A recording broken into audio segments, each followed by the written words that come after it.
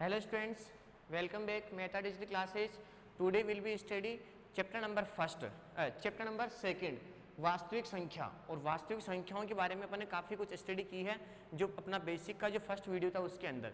आज अपन किसकी बात करेंगे, जो एक्सरसाइज 1.1 है, इस 1.1 के अंदर यूक्लिड विभाजन प्रमेय ये क्या है इसके बारे में अपन स्टडी के लिए फिर एक बार मैं वापस रिपीट कर रहा हूँ कि यूक्लिड विभाजन प्रमेय सबसे इंपॉर्टेंट है, क्योंकि यूक्लिड विभाजन प्रमेय से काफ़ी कुछ क्वेश्चन है और एक यूक्लिड विभाजन प्रमेय से अपन क्या निकालेंगे, एचसीएफ निकालेंगे।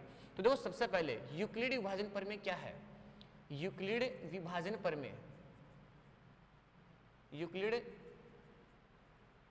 विभाजन प्रमेय, तो यूक्लिड विभाजन में क्या होगा कि इसमें दो पूर्णांक संख्या है, दो पूर्णांक, कितनी संख्या है, दो पूर्णांक है, और दो पूर्णांक कौन कौन से हैं, ए व बी, जहां ए ग्रेटर किससे होगा, बी से होगा। तो इस प्रकार की दो पूर्णांक संख्याएं हैं जिसमें ए किससे ग्रेटर होगा, बी से ग्रेटर होगा।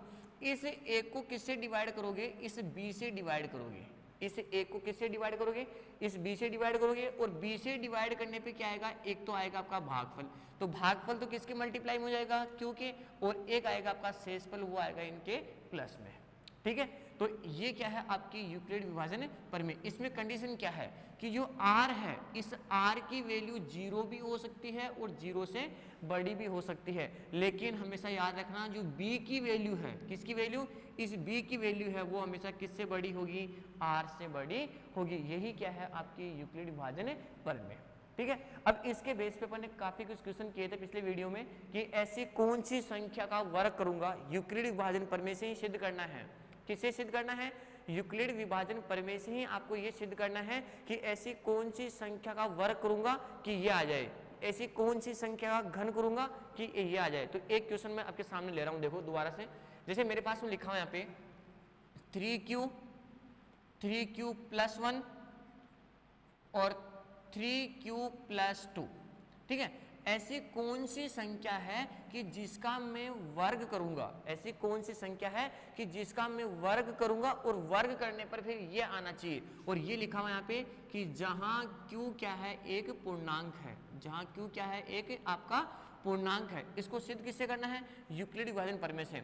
देखो सबसे पहले क्या करोगे, माना एक पूर्णांक संख्या, माना एक पूर्णांक संख्या, और पूर्णांक संख्या कौन सी, a, क्या हो जाएगा यहाँ पे 3m। देखो ये जो आपने लिखा ना 3m, ये क्या है, एक पूर्णांक संख्या है, जहां m भी क्या है, जहां m भी एक क्या है, पूर्णांक है, जहां m भी क्या है आपका एक पूर्णांक है। अब m पूर्णांक है तो देखो ये किसकी वैल्यू जाएगी, b की वैल्यू, तो b की वैल्यू क्या है आपका 3। तो देखो r की वैल्यू क्या क्या हो सकती है, 0 भी हो सकती है, 1 भी हो सकती है और 2 भी हो सकती है।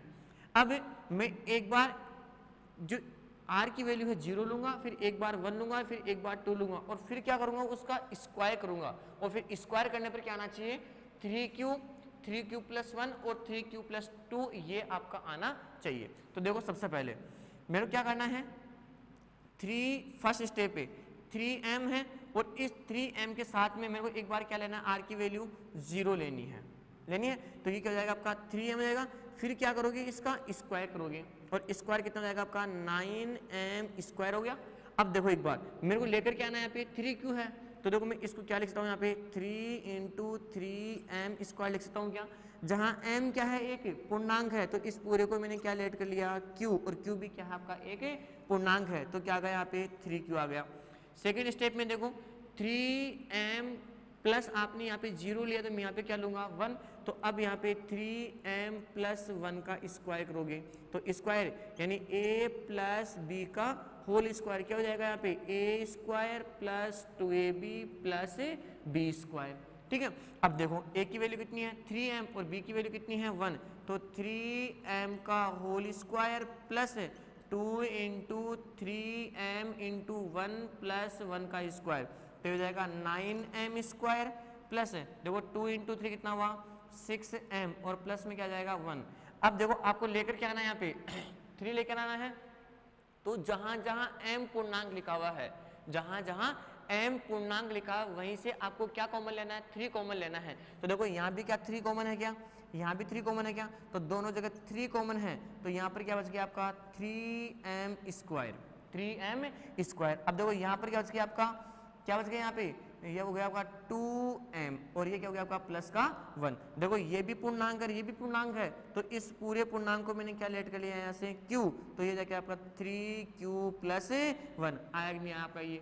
अब मेरे को क्या लेकर आना है यहाँ से 3m प्लस 2 लेकर आना है, तो देखो यहाँ से 3m प्लस 2 इसका मैं क्या करूँगा यहाँ पे स्क्वायर करूँगा, तो अब इसका स्क्वायर क्या हो जाएगा 3m का whole square plus 2 into 3m into 2 plus 2 का स्क्वायर। अब देखो एक बार ये क्या हो गया यहाँ पे, क्या हो गया यहाँ आपका, ये हो जाएगा 3m यानी 9m स्क्वायर प्लस 6 और 6 इंटू 2 कितना हुआ 12m और प्लस में कितना हुआ 4। ठीक है, अब देखो मेरे को लास्ट में क्या लेना है यहाँ पे 2 लेना है, तो मैं इस 4 को क्या लिख सकता हूँ यहाँ पे, तो जाएगा 9m square plus 12m plus 3 और प्लस में क्या लिखूंगा यहाँ पे 1। अब देखो 3 यहाँ कॉमन है, 3 यहाँ कॉमन है, 3 यहाँ कॉमन है, तो ये 3 कॉमन आ गया। अब देखो यहाँ पर क्या हो गया आपका 3m square plus 4m plus 1 और ये प्लस में क्या बचता है, प्लस में क्या बच गया यहाँ पे 1। अब ये पूर्णांक यही पूर्णांक, तो इस पूरे को क्या मान लोगे आप, क्यों मान लोगे, तो ये सॉरी एक बार देखो यहाँ पे प्लस का क्या यहाँ पे 4 है, आपको लेकर के आना यहाँ पे 2 लेके आना ना, तो देखो एक बार 3m 9 और यहाँ पे कितना आएगा आपका 12 है, तो सबसे पहले इनमें कॉमन क्या रहा है वो देखो एक बार 9m इन दोनों में क्या कॉमन आ रहा है 3 कॉमन आ रहा है, तो 3 और यहाँ पर क्या हो जाएगा 3m स्क्वायर प्लस 4m और यहाँ पे क्या हो जाएगा आपका प्लस का 4। ठीक है, अब देखो ये क्या हो गया आपका 3m स्क्वायर प्लस 4m, तो इस पूरे को मैंने क्या लेट कर लिया यहाँ पे q लेट कर लिया, तो ये जाएगा 3q प्लस 4। इसका मतलब ये क्या हो गया 3 से क्या हो गया ज़्यादा हो गया, तो ये क्या मतलब आपका r का मान, तो r का मान क्या b की वैल्यू से ज़्यादा होना चाहिए क्या, नहीं होना चाहिए, तो यहाँ पर क्या हो जाएगा आपका ये वाली स्टेप नहीं आएगी, तो ये हो गया आपका कौन सा 3q प्लस 3q प्लस 1, ये 2 स्टेप यहाँ से कवर होगी। वो क्यों नहीं होगी, क्योंकि वहाँ पे r की वैल्यू क्या हो रही है 4 क्या आ रहा है यहाँ पे ग्रेटर आ रहा है किससे b से, जबकि मैंने क्या बोला आपको कि r की वैल्यू b से बड़ी नहीं होनी चाहिए, b की वैल्यू हमेशा क्या होगी r से बड़ी होगी। तो ये है आपका चेक करने का तरीका। अब देखो जो यूक्लिड विभाजन प्रमेय है, जो यूक्लिड विभाजन प्रमेय है, इस प्रमेय से अपने को क्या निकालना है HCF निकालना है। क्या निकालना है इनसे HCF निकालना है। तो यूक्लिड विभाजन प्रमेय से HCF कैसे निकालते हैं, इसके अंदर a ग्रेटर देन b ये 2 नंबर होंगे। ठीक है, अब क्या करोगे यूक्लिड विभाजन प्रमेय से आपको HCF निकालना है, तो इस a को किससे डिवाइड करोगे b से डिवाइड करोगे और b से डिवाइड करने पर एक तो आपका क्वोशिएंट आएगा और एक आपका रिमाइंडर आएगा। ठीक है, और आपको निकालना क्या है यहाँ पे HCF। तो HCF कैसे निकालोगे, इस a को b से डिवाइड करोगे और b से डिवाइड करने पर अगर क्वोशिएंट आ गया और जब जहां रिमाइंडर 0 आ जाता है तो वहीं पर जो b की वैल्यू होगी वही क्या होगा आपका HCF होगा। और अगर रिमाइंडर 0 नहीं आ रहा है तो फिर आपको वो प्रोसेस क्या करना है, बार बार वापस यूज करना है। अब वो बार बार प्रोसेस यूज कैसे करते हैं वो अपने को क्या करना है, सीखना है। तो देखो सबसे पहले मैं एक एग्जांपल ले रहा हूँ यहाँ पे, जैसे मेरे पास में लिखा हुआ है 225 और 135, ये 2 नंबर मेरे पास में लिखे हुए हैं।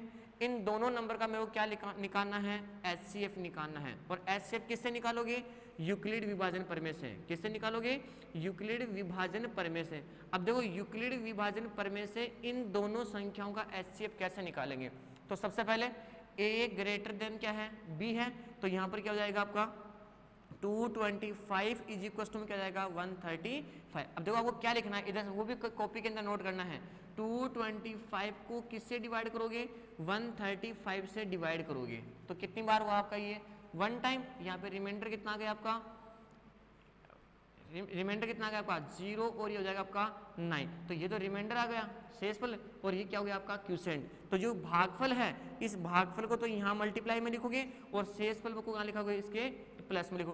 क्या यहाँ पे r की वैल्यू 0 आ गई, यहाँ पे r की वैल्यू 0 नहीं है, तो इसका HCF भी नहीं आया अभी तक। तो अब आपको क्या करना है, जब तक r की वैल्यू 0 नहीं आ जाती है तब तक क्या करना है, आपको ये प्रोसेस कंटिन्यू रखना है। अब कंटिन्यू कैसे रखोगे, अब जो आपकी b की वैल्यू थी वो वैल्यू किसकी हो जाएगी, यहाँ पे a की वैल्यू हो जाएगी, और जो आपका शेषफल था वो किसकी वैल्यू हो जाएगी, b की वैल्यू हो जाएगी। ध्यान से सुनना, पहले इसको इससे डिवाइड करोगे और डिवाइड करने पर भागफल कितना आ गया 1 और शेषफल कितना आ गया 90। इसका मतलब आर की वैल्यू 0 नहीं आई। अब सुनो, आर की वैल्यू 0 नहीं आई तो आपका एचसीएफ भी नहीं आया। इस प्रोसेस को वापस कंटिन्यू रखना है। अब कंटिन्यू रखने के लिए क्या करोगे, जो बी की वैल्यू थी उसको वापस कहाँ रख दोगे, ए की जगह, और जो शेष फल था उसको कहाँ रख दोगे, बी की जगह रख दोगे। अब वापस क्या करोगे, इस 90 से डिवाइड किसको करोगे, 135 को डिवाइड करोगे तो वापस वही 1 टाइम इस 90। अब जो इसका रिमाइंडर आएगा वो कितना आएगा आपका 45। ठीक है, तो देखो यहाँ पे तो क्या आएगा आपका भागफल, और जो इसका शेषफल है वो कितना जाएगा आपका यहाँ पे 45। अब भी क्या हुआ, आर की वैल्यू 0 नहीं आई, आर की वैल्यू 0 नहीं आई। तो अब वापस से फिर क्या करोगे, अगेन वही प्रोसेस कंटिन्यू रखना है। अब कंटिन्यू रखने के लिए क्या करोगे, जो बी की वैल्यू थी वो तो कहाँ पर आ जाएगी, ए की जगह, और जो शेषफल था वो कहाँ पर आ जाएगा आपका बी की जगह। अब फिर 45 90 को किससे डिवाइड करोगे, 45 से, तो 2 टाइम्स, ये हो गया आपका 90, रिमाइंडर कितना गया यहाँ पे 0। तो क्यूसेंट तो कितना गया यहाँ पे, यानी भागफल तो कितना गया यहाँ पे 2, और शेषफल कितना गया 0। क्या आर की वैल्यू 0 आ गई क्या। अब जहां पर आर की वैल्यू 0 आ जाती है वहीं पर जो बी का मान होगा वही क्या होगा आपका एचसीएफ होगा। तो एचसीएफ कितना गया आपका 45। ठीक है, एक एग्जाम्पल और देखो ऐसा ही,